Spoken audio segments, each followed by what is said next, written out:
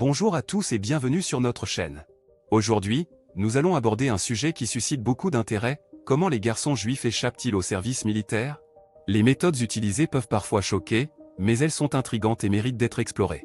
Vous découvrirez des histoires incroyables et des tactiques surprenantes. Restez jusqu'à la fin de la vidéo pour tout savoir.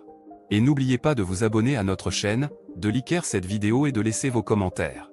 C'est grâce à votre soutien que nous pouvons continuer à produire du contenu de qualité. Alors, commençons sans plus tarder. Les garçons juifs échappent-ils vraiment au service militaire en utilisant des méthodes choquantes? Cette question épineuse a suscité de nombreux débats et controverses au fil des années. Alors que certains soutiennent que ces méthodes existent bel et bien, d'autres les considèrent comme des mythes ou des exagérations. Il convient de noter que le service militaire est une obligation pour tous les jeunes hommes en France, quelles que soient leurs origines ou leurs croyances religieuses.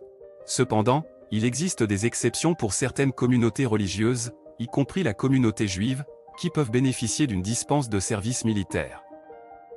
L'une des méthodes présumées utilisées par certains garçons juifs pour échapper au service militaire est l'inscription dans des yeshivot, des écoles religieuses juives. Ces établissements d'enseignement religieux sont reconnus par l'État et permettent aux étudiants d'étudier la Torah à plein temps, ce qui les exempte du service militaire. Certains affirment cependant que certains jeunes hommes utilisent cette exemption de manière abusive, en s'inscrivant dans des yeshivot tout en ne suivant pas véritablement les études religieuses.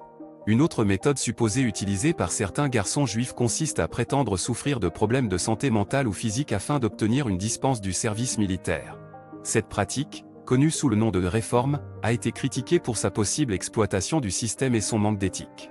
Certains affirment que certains jeunes hommes font exprès de développer des problèmes de santé, tandis que d'autres utilisent des connexions ou des pots de vin pour obtenir de faux certificats médicaux.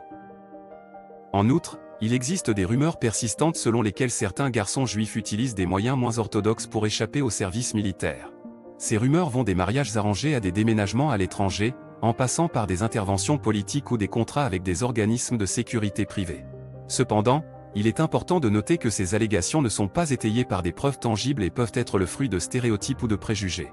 Il est crucial de souligner que toutes ces méthodes présumées utilisées par certains garçons juifs pour échapper au service militaire ne sont que des allégations et des suppositions.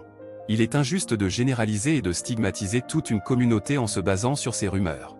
Il convient également de noter que la grande majorité des jeunes hommes juifs remplissent leurs obligations de service militaire sans chercher à échapper à leurs responsabilités. En conclusion, il est important de prendre du recul et d'examiner ces allégations avec prudence. Les garçons juifs échappent-ils réellement au service militaire en utilisant des méthodes choquantes? Il est difficile de le dire avec certitude.